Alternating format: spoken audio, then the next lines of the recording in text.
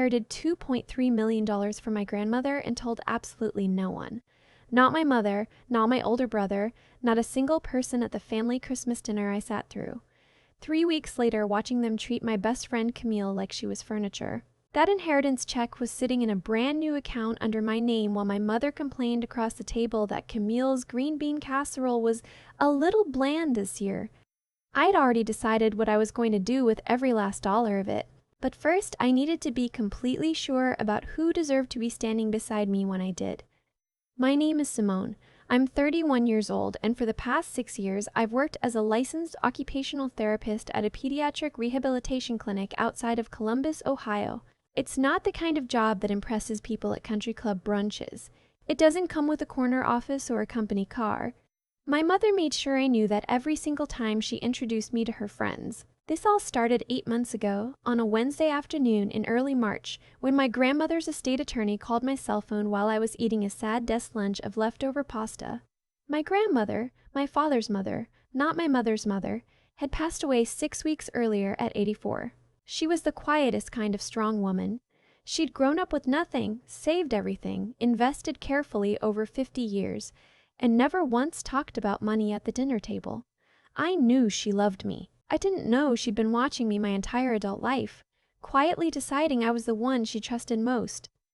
The attorney told me she had left her entire liquid estate to me, not split among the grandchildren, not divided among her 3 children, just me. $2.3 million, plus the paid-off house in Dayton, which I could sell or keep. I sat at my desk for a full 4 minutes after I hung up, staring at the half-eaten bowl of cold rotini in front of me, completely unable to process what I'd just been told. Then I thought about my mother and my brother, and I put my phone face down on my desk and went back to work. I didn't tell anyone. Not that day. Not that week. I hired the estate attorney's recommended financial advisor, set up a proper account structure, and moved through my regular life as if nothing had changed. I still drove my 2017 Honda Civic with the cracked left side mirror. I still brought my lunch to work. I still texted my mother back within a reasonable amount of time, even when she sent me links to job listings for hospital administrators with the caption, "Just in case you want something more stable." But I needed to know something before any of this money changed a single thing about my life. Because I had watched what sudden money did to the people around me my entire childhood.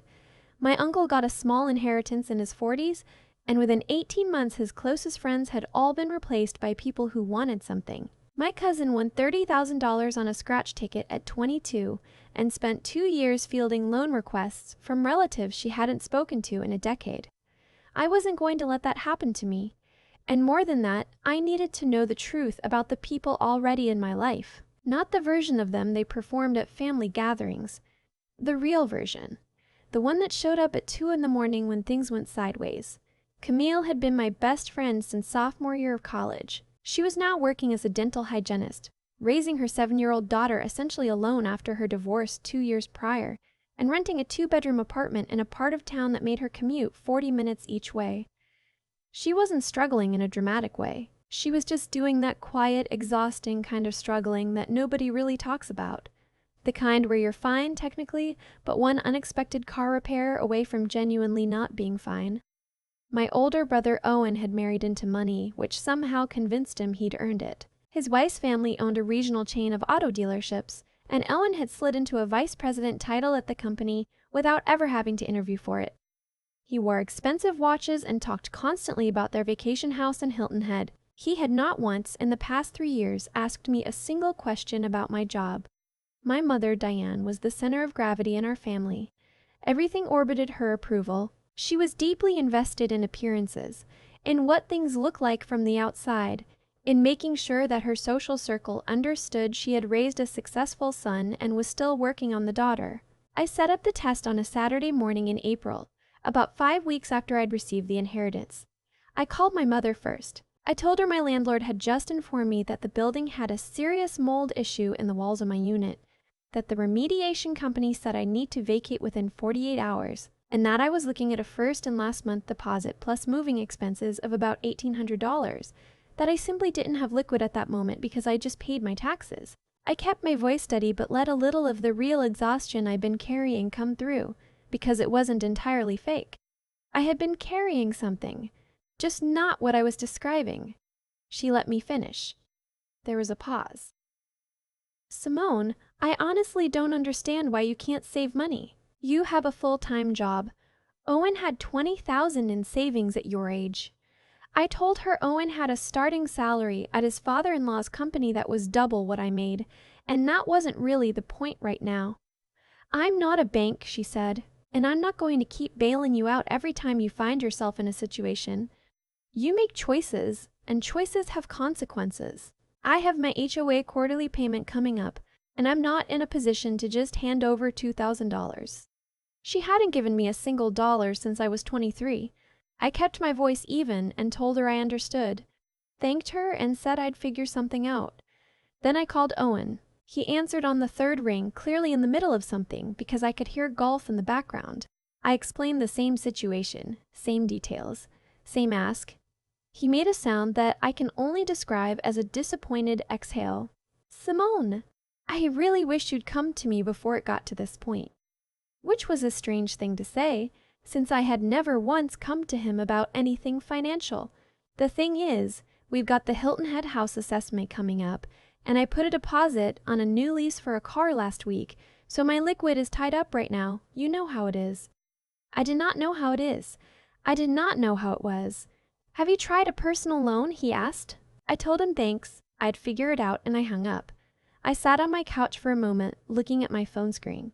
I wasn't surprised. I wasn't even particularly sad, the way I might have been a year earlier. Mostly, I just felt the quiet confirmation of something I had suspected for a long time settling into my bones like cold water. Then I called Camille.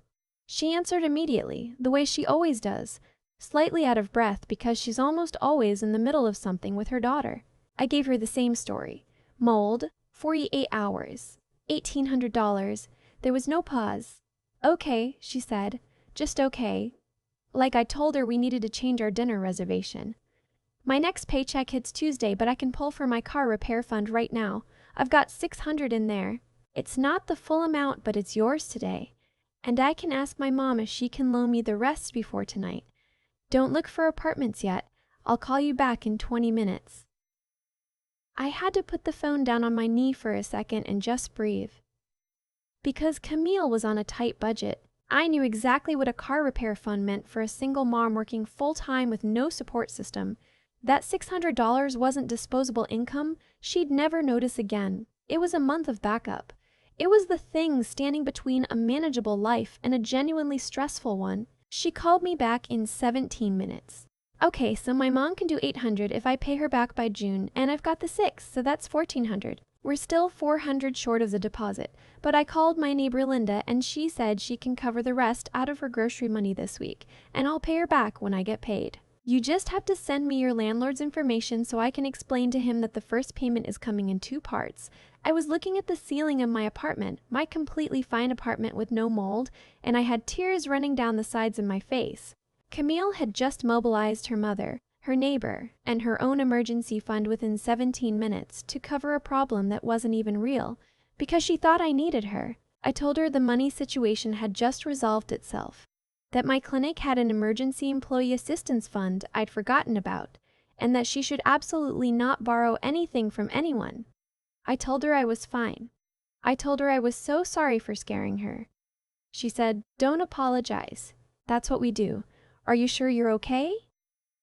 That was the moment the test ended. Because I already had my answer, I also already had a plan. Over the next 6 weeks, I worked with my financial advisor, a very composed woman named Dr. Turney, Elaine Forsyth, who specialized in sudden wealth planning to structure everything properly. I set up a trust. I established an LLC. I did nothing impulsive, and I researched one additional thing very carefully: what Camille's actual situation looked like financially, and what might genuinely change her life versus what would just be a number. I found out that her car, the one she'd been driving for 9 years, had failed its last inspection, and she'd only gotten it through with the borrowed favor from the mechanic down the street. I found out she'd been on a waiting list for her daughter's school program for over a year, because she couldn't afford the application fee for the private evaluation her daughter needed for the accelerated track. I found out her apartment lease was up at the end of August, and her landlord had informed her the rent was going up by $340 a month.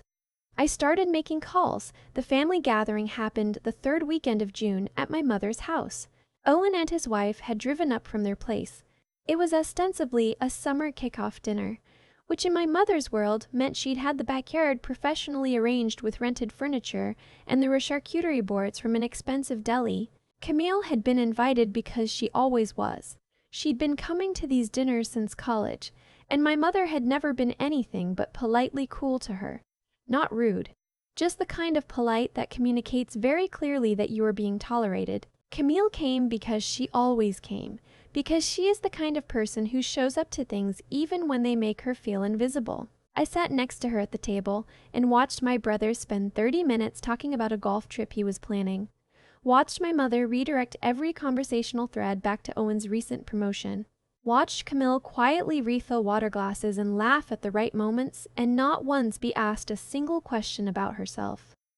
After dinner, while my mother and Owen were inside looking at renovation photos on his phone, Camille helped me stack plates without being asked. We were standing at the outdoor sink in the fading light and she said, "Your mom's yard looks really beautiful." That was it. That was her complaint, that the yard looked beautiful. I thought about her calling her mother and her neighbor within 17 minutes to find $1,400 for someone else. I excused myself to use the bathroom, but instead I went to find my mother. She was standing in the kitchen with Owen and his wife, and when I walked in, she looked up with the slightly impatient expression she uses when I've interrupted something important. "Mom," I said, "I need to tell you something." She waited with her wine glass in her hand.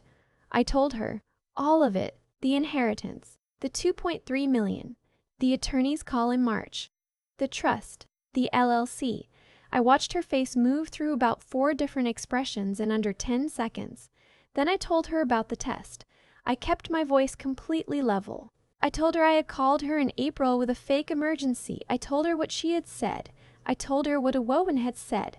I told her what Camille had done. The kitchen was very quiet for a moment. Owen set his drink down. You fabricated a financial crisis to test your family." "I needed to know what I was working with," I said. "That is genuinely manipulative, Simone." "Owen," I said, "you asked me if I'd tried a personal loan." He didn't say anything. My mother had recovered enough to start constructing something. I could see her working through it. "Well, the difference," she began, "is that Camille has a different kind of relationship with you. She's your close friend. Owen and I are family, and family relationships come with different—" "She mobilized $1,400 in 17 minutes, I said. "She called her mother. She called her neighbor. She was going to call her daughter's school to explain a payment would come in 2 parts. I looked at my mother.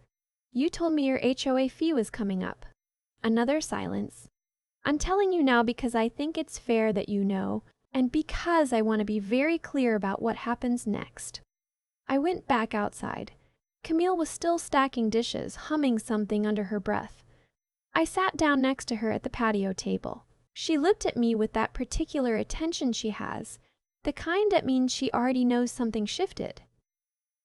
"I need to tell you something," I said, "and I need you to just let me finish before you say anything." She nodded. I told her about my grandmother. I told her about the money. I told her about the test and what she had done and what everyone else had done. I watched her face while I talked. She didn't look excited. She looked like she was trying very hard not to cry, which is what Camille does when something actually moves her. When I finished, she said, "I would have done that for you anyway. I hope you know that. I wasn't auditioning for anything." "I know," I said. "That's the whole point." I told her about the account I'd set up for her. A properly structured, irrevocable trust in her name. $250,000. Set up to generate quarterly income she could use however she chose, structured so it wouldn't affect her daughter's financial aid eligibility down the line. I told her about the car I'd already put a deposit on. Nothing flashy, a reliable late model SUV registered in her name, full insurance paid for a year. I told her I'd already spoken to the private school about her daughter's evaluation and paid the assessment fee. She sat completely still while I told her. Then she said, "Simone, I cannot take $250,000. You drove 17 minutes around the metaphorical block for me," I said. "You called your mother and your neighbor on a Saturday morning for me. You were going to pull from your car repair fund, which I know is the only cushion you have, for a problem I had invented. That's just what people do for each other." "It's not," I said. "I promise you it's not." She looked at me for a long time. Then she looked down at her hands. "My daughter's evaluation," she said quietly. "They called me last week to reschedule because the fee hadn't cleared." "It cleared," I said. "It cleared," I said. "It's scheduled for the 14th. That was when she cried. Not loudly. Just the kind of tears that happen when something you've been quietly carrying for a very long time suddenly gets lifted off your shoulders without warning. I put my arm around her and let her. My mother appeared in the doorway about 10 minutes later. Her expression had passed through whatever internal processing it needed to get through, and she had arrived at the version of herself that was performatively reasonable. She stepped outside and folded her hands in front of her. "Simone," she said, "I think we should have a real conversation about how this is structured. $2.3 million is a serious asset, and you need to be thinking about family. Your grandmother would have—" "My grandmother is the one who left it to me," I said. "Specifically, after watching this family for 84 years. She stopped. "She saw exactly what I saw," I said, "and she made a decision." Owen had followed her out and was standing in the doorway with his arms crossed. "There are tax considerations," he started. "If you're not thinking about how to structure Owen," I said, "I have a financial advisor, an estate attorney, and a trust structure already in place. I don't need your guidance on this." He looked at me the way he always has, like I'm slightly less sophisticated than he prefer his sister to be. "This is a lot of money, Simone. I just want to make sure you're not making emotional decisions." "The most emotional decision I could make," I said, "would be to let this money go to people who answered a fake emergency with their HOA calendar." There was nothing left to say to that. He knew it. My mother knew it. Owen tried one more time 2 days later with a text message explaining that he felt blindsided and that a family conversation would have been the mature approach before making financial commitments. I read it, set my phone down, and went back to what I was doing. My mother called 3 times over the following week. I answered the first call and listened while she framed everything as concern for my well-being. I told her I was doing very well and that I'd reach out when I was ready. The second and third calls I let go to voicemail. The voicemails were variations on the same theme. She wasn't trying to take anything from me, she just wanted to be involved. She wanted to understand what my grandmother had been thinking. She wanted to make sure our relationship was okay. I thought about the HOA calendar. I thought about Owen and the golf sounds in the background. I thought about the 9 words my mother had offered when I told her I might need help. "I'm not a bank. Choices have consequences." I didn't call back. What I did do was take Camille and her daughter out to dinner on a Thursday night at a restaurant her daughter had been talking about for 6 months, but they'd never gone to because the kids' menu was $14. Her daughter ordered a lemonade and a grilled cheese and talked for 20 minutes straight about a book she was reading, and Camille sat across from her with her chin in her hand and watched her with the kind of tired, deep love that only single parents understand. I paid the bill and I didn't make a thing out of it. On the drive home, Camille said, "She's going to be okay, isn't she? Like, actually okay." "She's going to be more than okay," I said. Camille nodded slowly, looking out the passenger window. The SUV was already parked in her spot when we pulled into her apartment complex. I'd had it delivered that afternoon. She stopped walking when she saw it, and I watched her read the little card I'd put under the windshield wiper. It just said no more borrowing favors from the mechanic. She laughed and then she pressed her hand over her mouth and stood there in the parking lot for a moment, just breathing. I walked back to my car, still the 2017 Civic, still the cracked side mirror, and drove home. My grandmother used to say that most people confuse family with people they share a last name with, and that the confusion causes a lot of unnecessary suffering. She'd watch me with Camille when we were in our 20s, and she'd smile in a way that seemed like she was confirming something she'd already known for a while. I think she knew exactly who she was leaving that money to, not just by name, by nature. I didn't burn anything down. I didn't stage a dramatic confrontation. I didn't need to. When you shine a light on who people actually are, they reveal themselves completely on their own.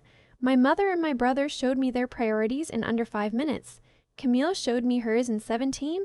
The rest was just paperwork. If you've ever had someone in your life who wasn't blood, wasn't obligated, wasn't waiting for anything in return, and they still showed up for you when it counted, you know exactly what I mean. That's not luck. That's a rare thing. And if you have it, I hope you treat it the way it deserves to be treated. Hit like if this story stayed with you. And tell me in the comments, has a non-family member ever shown up for you in a way your actual family couldn't or wouldn't? I'd love to hear your story. I still think about those 17 minutes a lot. Not the money, not the trust documents or the SUV or the school evaluation fee. Just those 17 minutes where Camille called her mother, called her neighbor, and had $1,400 organized for a crisis that didn't even exist because she thought I needed her. There's something in that which I've been turning over ever since. The way a person responds when they believe no one is watching the scoreboard. When there's no inheritance on the table, no reward waiting, no audience. Just a phone call from someone they love and a problem that needs solving. That's where character actually lives. Not in the things people say about themselves, not in how they perform at family dinners, but in what they do at 7 in the morning on a Saturday when it costs them something real. My mother is not a bad person. I want to be honest about that. She built a version of herself that she believed in, and that version just happened to be organized around appearances and outcomes and what things look like from the outside. When I called her that April morning with a fake emergency, she didn't hesitate out of cruelty. She hesitated because her mental framework had no category for a situation that didn't serve a visible return. That's a kind of poverty that has nothing to do with money. And it took me a long time to understand that. Understanding it didn't fix things between us, but it kept me from carrying the kind of bitterness that hollows people out. Owen is the same way. He built his identity on the idea that he'd made smart choices, and any evidence to the contrary, including a sister who needed help he couldn't provide, threatened that identity. So he protected the identity. That's what most people do. It doesn't make them villains. It just makes them unavailable in the moments that matter most. What I keep coming back to is what it actually takes to be Camille. Because it's not easy to be that person. It requires something that doesn't come from a good mood or a generous season. It requires a genuine, practiced belief that other people's well-being is worth your own inconvenience. She had built that belief over years, quietly, without any fanfare. And it showed up automatically the second she thought I was in trouble.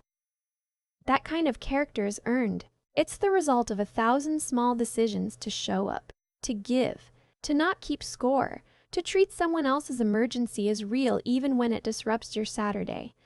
I think about what I want to carry out of this whole experience, and it's really 3 things. The clarity to actually see people as they are rather than as I wish they were. That's not cynicism, it's just honest attention. And it protects you from spending your life seeking validation from people who aren't capable of giving it. The willingness to think carefully before acting, to wait and watch and understand before moving. Because the money was only useful because I was patient with it, because I didn't react, because I gave myself time to see clearly. And the plain stubbornness to keep showing up as myself, even when my family's version of me was someone smaller and less serious than I actually was. Camille didn't know any of this was coming. She just answered her phone and started solving. That's the whole story, really. Everything else was just paperwork. The people who show up for you without an audience are the ones worth building a life around. I hope you have at least one of them. And I hope you're being that person for someone too.